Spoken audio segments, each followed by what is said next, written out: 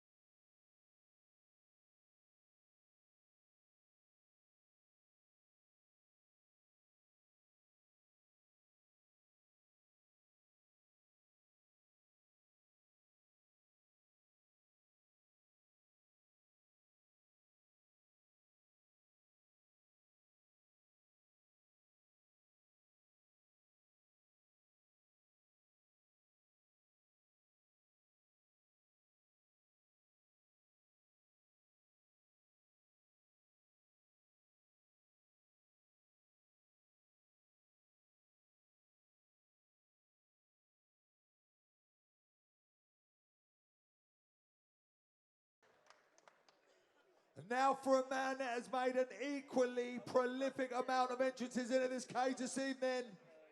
Fighting out of the red corner, Jack Eglin.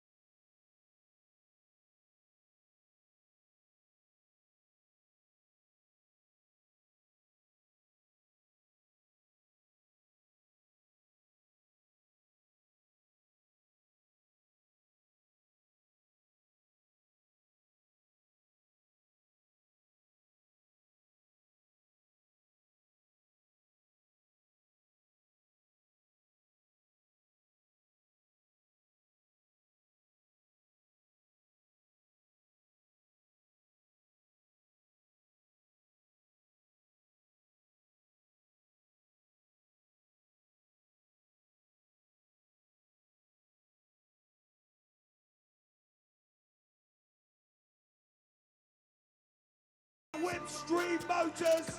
These guys have had more fights in one night than most people do in their whole careers. Let's get behind these athletes. Thank you. Nick, this is the moment we've been waiting for. Just under 6 hours ago, these two men stepped into the cage for the first time. This is their third time tonight, and we are going to crown Cage Warriors Academy Southeast's first ever Flyweight Amateur Tournament winner.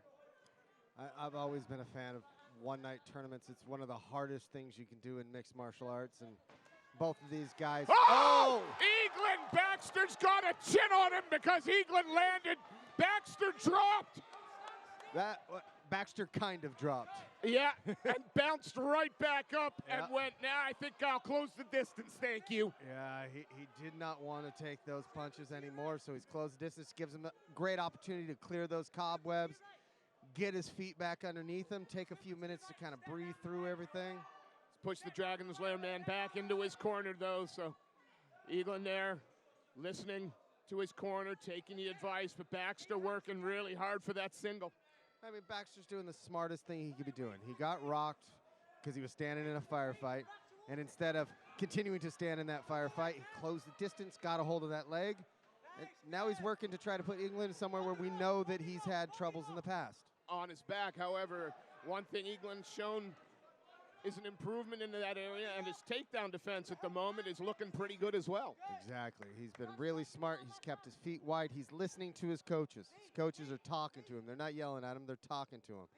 And he's listening to what they're saying. Forces his man around, but Baxter really strong in the clinch. You know, by this time, the cobwebs are probably cleared on Baxter. He's probably thinking, I don't know if I want to actually break from this kid. I'm not sure I want to get into a firefight again. But Yeah. both guys working. Oh. Ooh. Working hard again, both men here. England's got now reaching down for that leg, and he's got his own sweep. Oh, nice. Into top position, but we saw Baxter work off his back in fight 2. And he's smart because he's got one arm trapped, try to keep that posture down to make sure that he doesn't take any damage. We know that stand-ups have been very quick, so to speak, all night long. Oh, that was a big shot. Got 3. He's got to be careful not to give anything up, though. Oh, he pulls out, and Eglin backs off. So Baxter's got to think about exactly this. What is Eglin going to do? Is he going to continue to throw those straight punches? No. Baxter has a bit of range, and maybe what he needs to do is start fighting behind that for a little bit. Start throwing that long jab out there. England's leading with his chin. Throw that jab out there. Throw that hard, low leg kick. Make England think about something else coming in, and then let's shoot an actual good takedown. Eglin hands down nice and low. Come to the end of the first. Wow. So from that early rock, Baxter seemed to recover enough to where he didn't end up in too perilous of a position. No. Entertaining first round. 2 more to go. Now I'm interested because if I'm sitting in England's corner, I'm telling him, let's not tie up with this guy. Yeah. Let's fight at range. He doesn't want to fight at our range. And so I'm almost thinking rush him. Force him into a firefight to start off with. Keep them hands up. Got a little overconfident towards the end of that round and was fighting with his hands down around his waist. But Baxter wasn't throwing anything back, so it wasn't into a lot of damage. Baxter needs to throw straight punches, not anything weeping. And if the takedown's there, he needs to shoot in the takedown, not close the gap slowly for the takedown. The seconds have been cleared out. Gonna get a second round here. Jack Eglin, Dragon's Lair MMA in the red corner, taking on Jordan Baxter, representing IPC, fighting out of the blue with the black and yellow Venom trunks. And Eglin with a leg kick to start. Ooh, Baxter returns the favor. And Baxter tried to do what I said, which was set the shot up to take it. Oh, England takes one on the chin and walks through it. Eglin got a beard on him. Yeah. But not even old enough to shave yet, but he does have a good beard. Baxter trying to pull guard here. England says no. Just no. Lifts him back up and sets him back down on his feet. The first round, we were over in England's corner the entire first round. Now we're over in Baxter. So this is whether or not Baxter can listen to what his corner's telling him to do and react correctly. Eglin takes the back, rags his man to the ground into side control. Steps over into the half guard. I think the most impressive thing about Eglin's growth over the last 6 fights is just this. Hey, his fight IQ, he's actually learning. He's getting smarter each and every fight. He's seeing what's happening in the fight and reacting to it instead of reacting before and then dealing with the consequences afterwards. That's taken nothing away from Baxter, though. Off his back, we know he can be dangerous, and he's still certainly in this fight. Yeah, and he's setting it up. What he's doing is he's going deep on that arm. Yep. And he's isolating it. And it makes it real difficult when you're on top. If your arm's stuck underneath your opponent, there's not a lot you can do with it. Eglin trying to position himself out into the side control, maybe just stand up. Oh, side control. Tried to pass over into mount and sprawls out though, gets up and backs off. Don't want to entertain you down there anymore. So Baxter's back up on his feet. Now it's a matter of what he can do. England's going to look to try and land some strikes. England's hands still low. Is that confidence or a little bit tired? No, it's probably confidence because as soon as he realized, uh-oh, he almost hit me, he put his hands back up. So it's just a matter of, some guys feel really false sense of security with their hands down around their waist. Eglin certainly, it looks like, is getting a little bit better in these stand-up exchanges. He's also got the timing down. So if you've noticed, every time Baxter comes in, he's landing the punches. He's got Baxter's timing down. Baxter's got to change it up. Baxter could change it up really easy. All he got to do is straight kick right down the... There you go, something like that, a spin kick. He's got to do something that they haven't seen, and that will allow for him to change his timing up and hopefully land a punch. Eglin chopping in, inside, outside, low with the leg kicks. Oh, 2 rounds down, 1 to go here in the Cage Warriors Academy Southeast Flyweight Amateur Tournament. Eglin so far, I mean, it's hard to say. The first round, most likely because of position where he was at. This last round, it was more about cage control, and I mean, it might just come down to how many strikes actually landed. You kind of get to that point, but he was a bit more dominant. He was always the one moving forward. He was the one that was more offensive. Just makes it tough. Baxter now is sitting in this corner, and his corner has to be telling him, do you want this money or not? And that's the one thing that's really hard to kind of get into the head of amateur fighters is you can win money for this. 1,500 pounds worth of money. Exactly. Now, I already told the guys in the back before, I'll put every single one of the guys that are in the tournament, and I'll fight them all in one night for 1,500 pounds. Every single one of them. Any takers? I need that money. Right, here we go. Got Third bills to round. pay. Touch of gloves again. 3 minutes. Oh, and Baxter didn't try to hide the fact he was searching that takedown right from the outset. Yeah. Eglin doing well to keep it on its feet for now. I mean, Eglin's big thing behind it is he's had really good hand placement, he's had really good head placement, and his hips have been in the right place to where he's never really out of balance. Looking to try and turn his man. Got to be careful to avoid the takedown, but Baxter on top, in hat. Wow. Whoa, butterfly Eglin guards gets for the Elgin. butterflies in. So now it's a matter of we get to finally see in this tournament exactly how much has Elgin grown.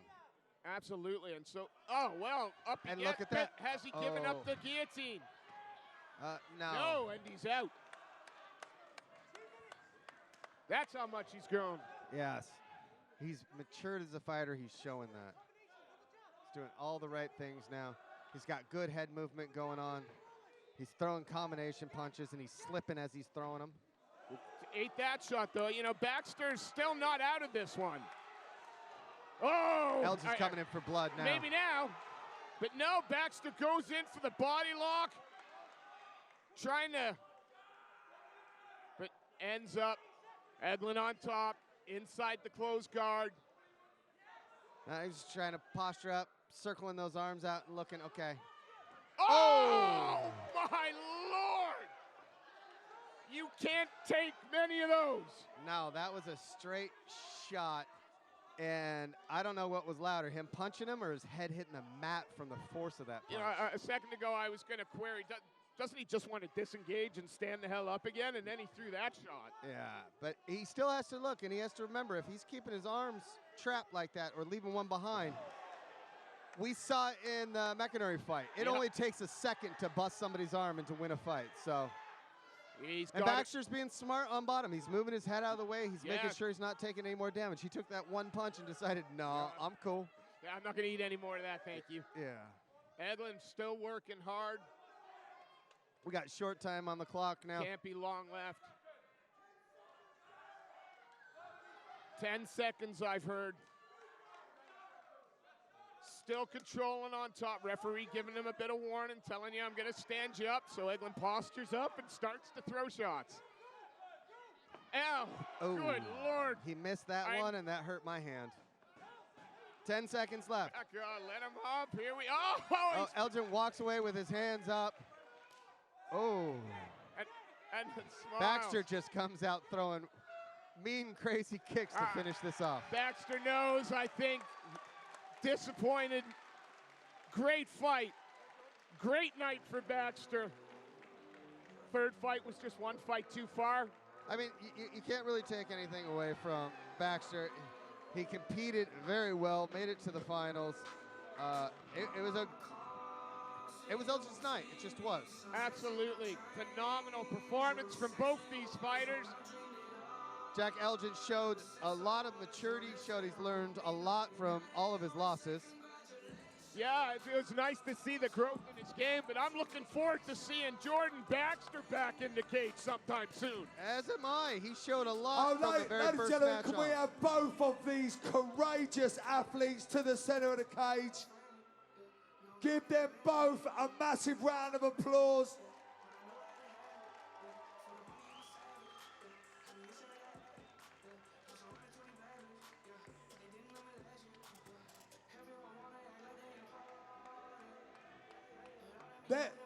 There's no way you could describe any one of the men in this cage as losers tonight, but we do nevertheless have to describe one of them as a winner. Make some noise for Jack Eglin!